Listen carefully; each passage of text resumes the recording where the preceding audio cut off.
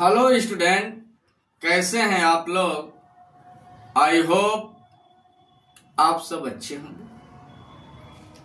Student, success foundation academy physics में आपका स्वागत है। स्टूडेंट, आज हम लोग एक इम्पॉर्टेंट टॉपिक के विषय में अध्ययन करेंगे। आज की हम लोगों की हेडिंग है ट्रांसफार्मर। ट्रांसफार्मर के विषय में आप समझिए, सीधा आप एकदम सिंपल लैंग्वेज में आपको हमेशा के लिए ट्रांसफार्मर याद रहेगा। ट्रांसफार्मर को आप एक प्रकार का युक्ति कहिए या साधन।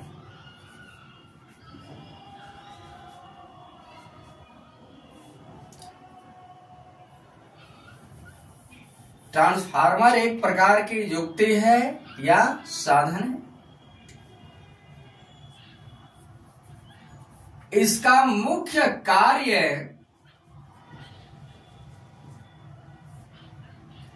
आप समझ लीजिए, प्रत्यावर्ती धारा के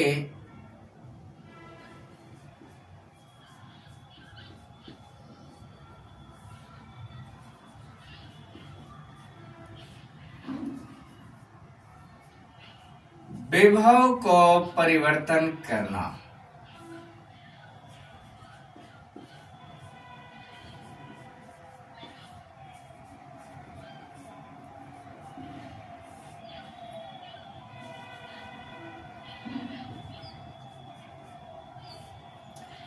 अब इसके बाद समझिए यह किसके सिद्धांत पे कार्य करता है।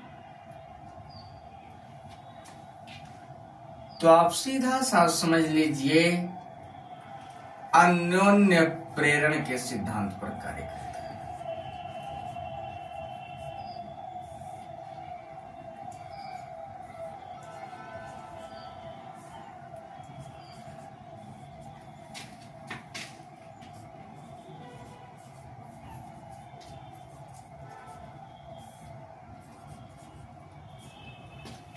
आपको समझ में आ गया होगा कि ट्रांसफार्मर जो है एक प्रकार की युक्ति या साधन है जिसका मुख्य कार्य प्रत्यावर्ती धारा के विभव को परिवर्तन करना होता है।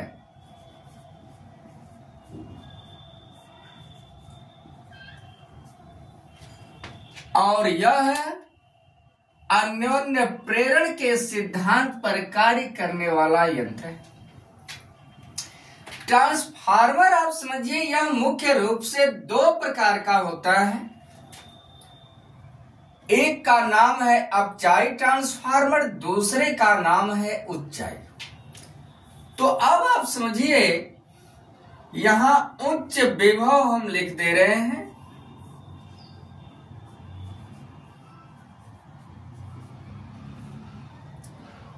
और निर्बल प्रत्यावर्ती धारा।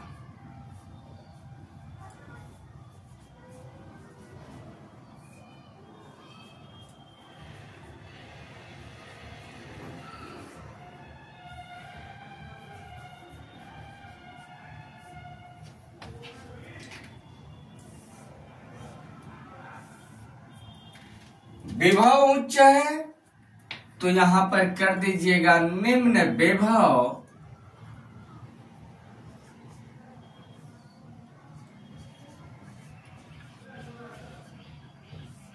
तथा उच्च प्रत्यावर्ती धारा।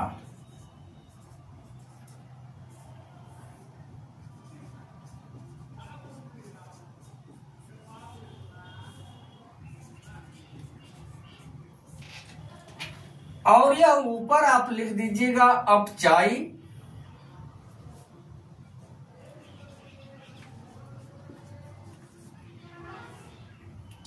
ट्रांसफार्मर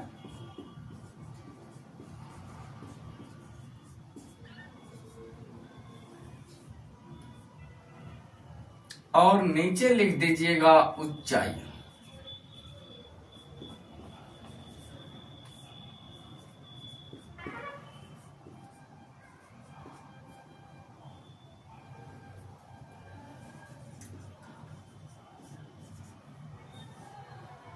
अब आप समझने का प्रयास करिए। ट्रांसफार्मर जो होता है मुख्य रूप से दो प्रकार का होता है। एक होता है आपका अपचाई ट्रांसफार्मर और दूसरा होता है उच्चाई ट्रांसफार्मर। दोनों ट्रांसफार्मर का डेफिनेशन आप ध्यान दीजिएगा। ऊंचे विभव और निर्बल प्रत्यावर्ती धारा को, ऊंचे विभव और निर्बल प्रत्यावर्ती धारा को नीचे विभव तथा उच्च प्रत्यावर्ती धारा में बदलने का जो ट्रांसफार्मर कार्य करता है उसे कहते हैं अपचाई ट्रांसफार्मर। और यह तीर आप ध्यान दीजिएगा, नीचे विभव तथा उच्च प्रत्यावर्ती धारा को उच्च विभव तथा निर्बल प्रत्यावर्ती धारा में बदलने का जो कार्य करता है ट्रांसफार्मर, उसे कहते हैं उच्चाई ट्रांसफार्मर।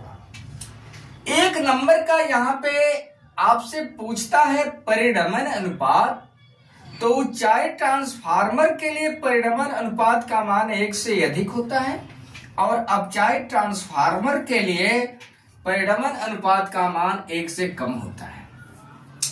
अब समझिए कि ट्रांसफार्मर जब बांधा जाता है तो इसमें दो कुंडलियां होती हैं।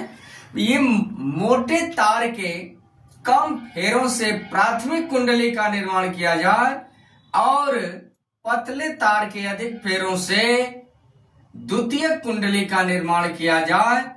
तो ये समझिए ये प्राथमिक कुंडली है, ये द्वितीय कुंडली है।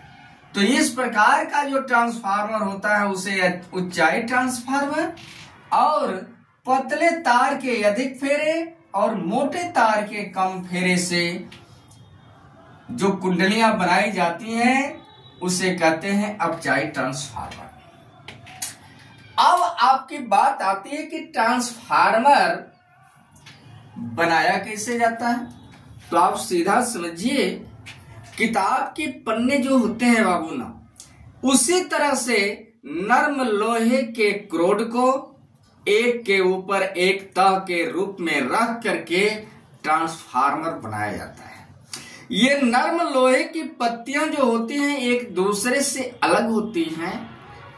अलग इसलिए रखी जाती हैं कि वैद्युत धारा का ह्रास नगण्य हो और उसमें भंवर धाराएं जो हैं कम उत्पन्न हो। इसके बाद आप ध्यान दीजिएगा कि हमेशा प्राथमिक कुंडली को मेन सप्लाई से, मेन पावर से जोड़ा जाता है और द्वितीय कुंडली से वैद्युत धारा, प्रत्यावर्ती वैद्युत धारा का प्रयोग में लिया जाता है। तो यहां तक आपको ट्रांसफार्मर में समझ में आ गया होगा। अब इसके बाद हम लोग देख रहे हैं इसके कार्य विधि। यहां तक आपको स्क्रीनशॉट लेना होगा तो आप ले लीजिए।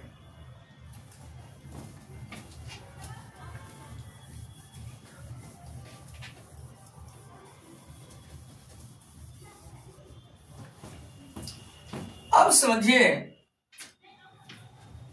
कि यह प्राथमिक कुंडली है और प्राथमिक कुंडली में तार के फेरों की संख्या n पे,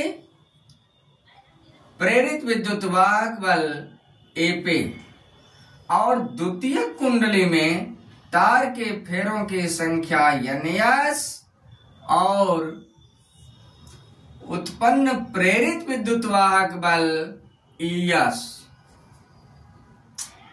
हो, और दोनों कुंडलियों में चुंबकीय फ्लक्स में परिवर्तन डेल्टा फाई भी हो।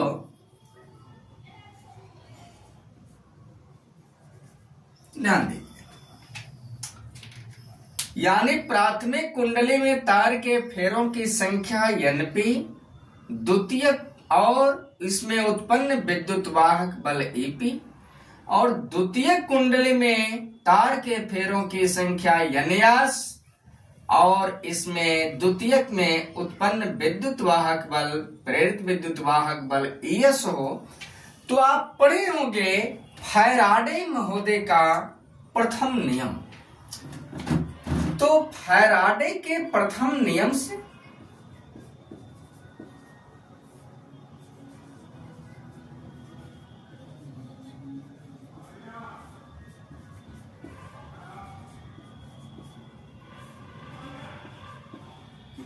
क्या होता है कि ईपी बराबर minus NS into delta phi B बटा डेल्टा टी। चुंबकीय फ्लक्स में परिवर्तन की दर समीकरण नंबर 1। और द्वितीय कुंडली में उत्पन्न प्रेरित विद्युत वाहक बल ES बराबर माइनस NS, यहां P आप कर लीजिएगा, ES बराबर minus NS into delta phi B बटा डेल्टा टी। समीकरण 2। समीकरण 2 भागे 1 से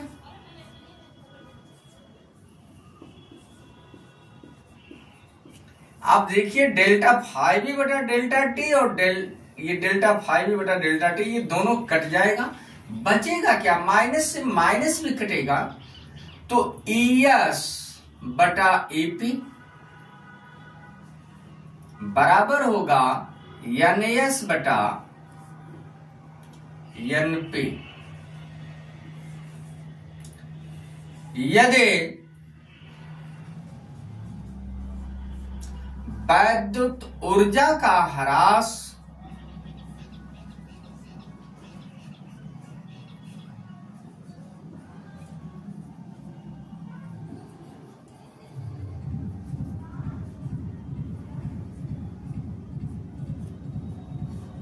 नगण्य हो तो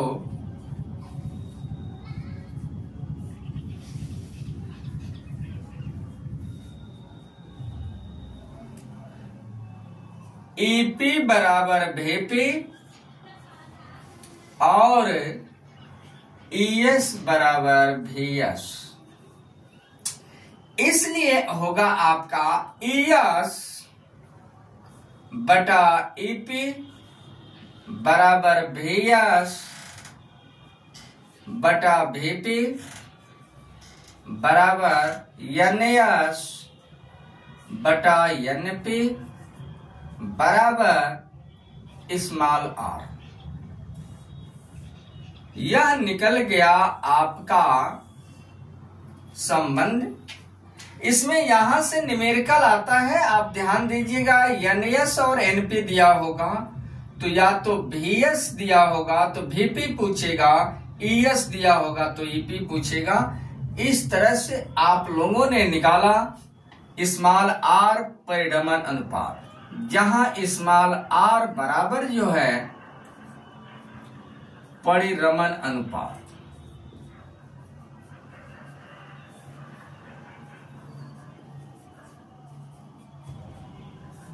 यहां तक आपको समझ में आ गया होगा। अब हम लोग देख रहे हैं ट्रांसफार्मर की शक्ति। ये मिटा दिया जाए।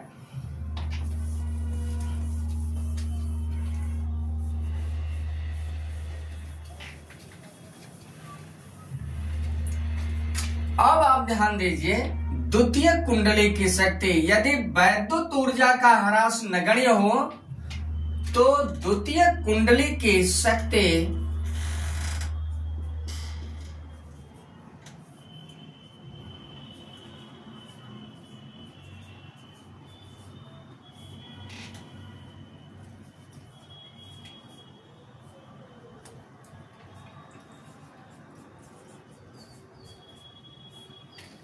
बराबर होगा प्राथमिक कुंडली की शक्ति।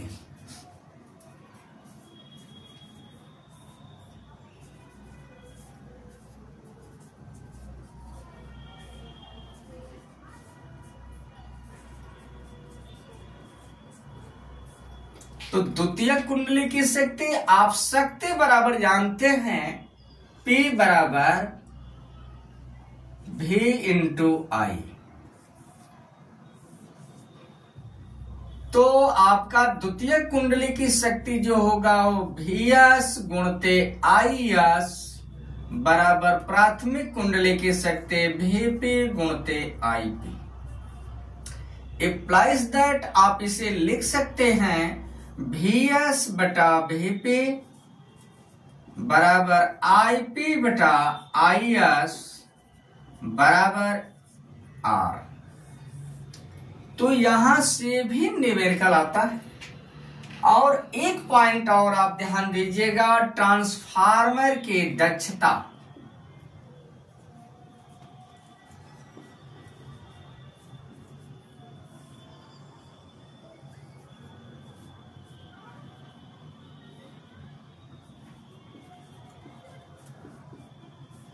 बराबर होगा निर्गत शक्ति बटा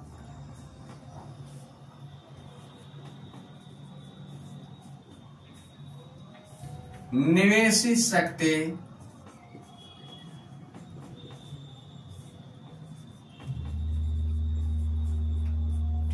और निर्गत शक्ति। आप ध्यान दीजिएगा, द्वितीयक कुंडली से शक्ति बाहर निकलती है और प्राथमिक कुंडली से शक्ति प्रवेश करती है। तो ट्रांसफार्मर की दक्षता ईटा बराबर निर्गत शक्ति, तो द्वितीय कुंडली से शक्ति बाहर निकलती है, तो VS क्रॉस IS बटा में VP क्रॉस IP।